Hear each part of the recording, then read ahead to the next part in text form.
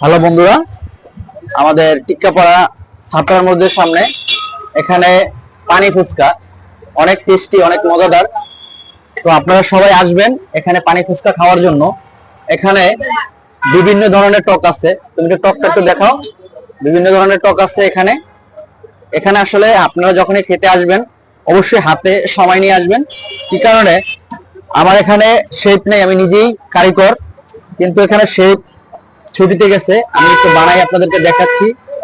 দেখুন, এই যে এগুলো আসলে আমাদের সবারই পছন্দের খাবার। তো এখানে সিরিয়াল দিয়ে আপনার খেতে হবে, খুব সুস্বাদু এবং কি পানি ফুচকা। আপনাদেরকে আমি একটু টক দেখাচ্ছি।